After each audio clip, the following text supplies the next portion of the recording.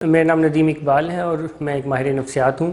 اور بیسیکلی میں صداقت کلینک میں بطور ڈائریکٹر اور ماہر نفسیات کے کام کرتا ہوں۔ صداقت کلینک ایک لیڈنگ اور بیسٹ آرگنائزیشن ہے نشے کی مریضوں کے علاج میں، اور لاسٹ 45 ایئر سے صداقت کلینک نشے کے مریضوں کے علاج میں اپنا رول ادا کر رہی ہے پاکستان میں۔ یہ ایک کامن سا ایک سوال ہے جس کے جواب کے لیے میں آج حاضر ہوا ہوں کہ علاج کے بعد نشے کے مریض ریلیپس کیوں ہوتے ہیں، یا کچھ مریض ایسے ہیں جو علاج کے بعد بار بار بھی ریلیپس ہوتے ہیں، تو کیا ایسی وجہ ہے؟ اس کانسیپٹ کو یا اس سوال کو ایڈریس کرنے کے لیے اور اس کانسیپٹ کو سمجھنے کے لیے علاج کے بارے میں جو کانسیپٹ ہے اس کو سمجھنا بڑا ضروری ہے۔ عموماً یہ سمجھا جاتا ہے کہ اگر کسی بھی شخص کو جو کہ نشہ استعمال کرتے ہیں نشے سے دور کر دیا جائے تو اس کا علاج ہو جاتا ہے، یا ایسا بھی سمجھا جاتا ہے کہ اگر ان کو کسی ہسپتال میں بند کر دیا جائے تو علاج ہو جاتا ہے، اور پاکستان میں کچھ ایسی فیسلٹیز ہیں جو نشے کے مریضوں کو بند کرنے کا بہت اچھا کام کرتے ہیں۔ مگر نشے کے مریض کو بند کر دینا یا نشے سے دور کر دینے کا علاج سے کوئی لینا دینا نہیں ہے، نہ ہی اس میں کوئی علاج ہوتا ہے۔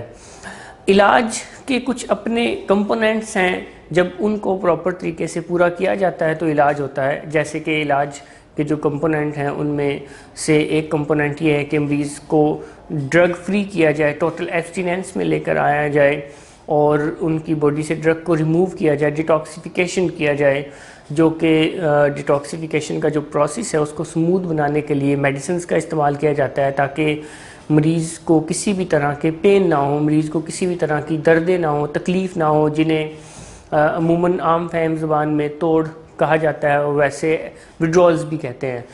مریض کو ڈیٹاکسیفیکیشن کے پروسیس میں وڈرول سے بچانے کے لیے ڈفرینٹ کائنڈ آف ایز پر ان کی جو ڈرگ ہے جو وہ کرتے رہے ہیں اس کے اکارڈنگلی ان کو ایسی میڈیسن دی جاتی ہے تاکہ مریض کو وڈرول نہ ہو۔ اسی کے ساتھ ساتھ علاج کے کچھ کمپوننٹ میں سے ایک کمپوننٹ یہ بھی ہے کہ مریض کی bio psycho social and spiritual rehabilitation ہو، اور bio psycho social and spiritual rehabilitation کے لیے مریض کی کاؤنسلنگ ہو، سائیکو تھیراپیز ہوں، اور مریض کے کور پروگرام اور سپورٹیو پروگرام دونوں پر کام ہوں۔ اسی کے ساتھ ساتھ علاج میں ایک اور جو علاج کی بیک بون ہے وہ فیملی ٹریننگ ہے، فیملی کا علاج میں انوالومنٹ کرنا ہے۔ اگر کسی بھی علاج میں فیملی کی ٹریننگ نہیں ہے، فیملی کی کوئی انوالومنٹ نہیں ہے، فیملی کو کچھ نہیں بتایا جا رہا کہ یہ بیماری کس طرح کی بیماری ہے اور اس بیماری میں مبتلا شخص کے ساتھ کیسے رہنا چاہیے، کون سی ان کی ڈیمانڈز ماننی چاہیے اور کون سی ڈیمانڈز نہیں ماننی چاہیے، اور فیملی اپنے پیارے کی ریہیبلیٹیشن میں، اس بیماری سے بحالی میں کیسے مدد کر سکتے ہیں، وہ نہ سکھایا جائے تو پھر وہ جو ایک فیملی کا بہت اہم پارٹ ہے وہ ہوتا ہی نہیں ہے۔ اگر کسی بھی شخص کے نشے کی بیماری کے علاج میں علاج کے سارے جو کمپوننٹس ہیں، جس میں فیملی ٹریننگ ہے، مریض کی ایجوکیشن ہے، مریض کے کور پروگرام پہ کام کرنا ہے، مریض کا ڈیٹاکسیفیکیشن ہے، مریض کو ریلیپس پریونشن کی ٹریننگ دینا ہے، مریض کو کچھ سپورٹیو چیزیں سکھانا ہے جیسے craving management, anxiety management, stress management, مریض کی روٹین کو سیٹ کرنا ہے، اگر یہ ساری چیزیں ہوتی ہی نہیں ہیں تو بیسیکلی علاج ہی نہیں ہوتا۔ اور اگر علاج ہی نہیں ہوا اور وہ کہیں بند ہوا اور اس کے بعد نشہ کر رہا ہے تو پھر ہم یہ نہیں کہہ سکتے کہ مریض علاج کے بعد کیوں نشہ کرتے ہیں۔ علاج جب پراپر طریقے سے ہوتا ہے تو مریض کے ٹھیک ہونے کے جو چانسز ہیں وہ کافی زیادہ ہو جاتے ہیں، اور مریض ٹھیک ہونے کے بعد ایک اچھی اور بہترین زندگی گزارنے کی طرف آ جاتے ہیں۔ اچھا، ایک اور چیز ہے جس کو سمجھنا بہت ضروری ہے، وہ یہ ہے کہ نشے کی جو بیماری ہے یہ کرونک ڈیزیز ہے، اور کرونک جو ڈیزیزز ہوتی ہیں ان کی مینجمنٹ لائف لانگ ہوتی ہے، کیونکہ کرونک کا مطلب لائف لانگ ڈیزیز ہے، یعنی بیماری ایک مینیجیبل ڈیزیز ہے۔ کوئی بھی پیشنٹ جو بیماری کی اس بنیادی نیچر کے کانسیپٹ کو سمجھ جاتے ہیں، یا ان کی فیملی سمجھ جاتے ہیں کہ یہ کرونک ڈیزیز ہے، تو وہ پھر ساری زندگی علاج میں رہتے ہیں، کیونکہ یہ ایک فیکٹ ہے کہ علاج میں رہتے ہوئے کوئی ریلیپس نہیں ہوتا۔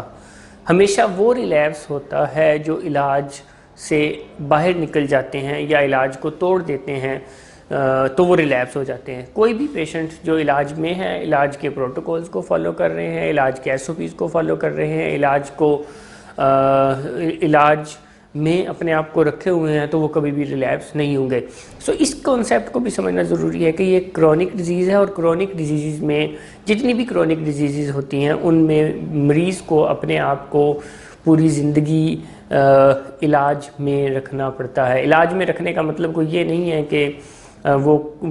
کوئی ہاسپٹلائز رہیں گے. علاج میں رکھنے کا مطلب وہ جو کچھ علاج کی حدود و قیود ہے، وہ جو کچھ علاج کی ریکوائرمنٹس ہیں ان کو پورا کرتے رہنا ہے، اور جب تک کوئی مریض علاج کی حدود و قیود کو فالو کرتے رہتے ہیں تو وہ ٹھیک رہتے ہیں. سو وہ ریلیپس نہیں ہوتے. مگر اگر کوئی بھی مریض علاج کی حدود و قیود سے اپنے آپ کو باہر لے جاتے ہیں، یا علاج سے باہر نکل جاتے ہیں، یا علاج کو توڑ دیتے ہیں، تو وہ ریلیپس ہو جاتے ہیں. کچھ ایسی باتیں ہیں جن کو میں کہتا ہوں کہ وہ فیکٹس ہیں. اگر کوئی بھی مریض ان کو فالو کرتے ہیں، ان فیکٹس کو، تو وہ بھی ریلیپس نہیں ہو سکتے. جیسے کہ ایک فیکٹ ہے کہ اگر کوئی مریض اپنے آپ کو ٹوٹل ایبسٹیننس میں رکھتا ہے تو وہ ریلیپس نہیں ہو سکتا. ہمیشہ وہی مریض ریلیپس ہوتا ہے جو ٹوٹل ایبسٹیننس کو وائلیٹ کرتا ہے، جو ٹوٹل ایبسٹیننس کو توڑتا ہے. اگر کوئی مریض ٹوٹل ایبسٹیننس میں ہے اور ٹوٹل ایبسٹیننس کو فالو کیے ہوئے ہے تو وہ ریلیپس نہیں ہوگا. اسی طرح سے اگر کوئی مریض علاج میں ہے تو وہ ریلیپس نہیں ہوگا، اور اگر کوئی مریض علاج سے نکل گیا ہے تو وہ ٹھیک نہیں ہوگا. کیونکہ کرونک ڈیزیز میں اگر کوئی بھی شخص علاج کی حدود و قیود کو توڑتا ہے تو وہ ٹھیک نہیں ہو سکتا، اور جو علاج کی حدود و قیود کو فالو کرتا ہے تو وہ ٹھیک رہتا ہے. اس سارے کنسیپٹ کو سمجھنا ضروری ہے، کیونکہ جنرلی یہ ایک میتھ ہے کہ نشے کا جو مریض ہے وہ علاج کے بعد بھی ریلیپس ہو جاتا ہے. یہ ایک میتھ ہے، کیونکہ اگر وہ ایک علاج کو فالو کرتا ہے، علاج میں رہتا ہے اور پراپر طریقے سے علاج ہوتا ہے، تو ریلیپس کا جو ایک خطرہ ہے وہ نہ ہونے کے برابر ہے. Thank you very much. اللہ حافظ.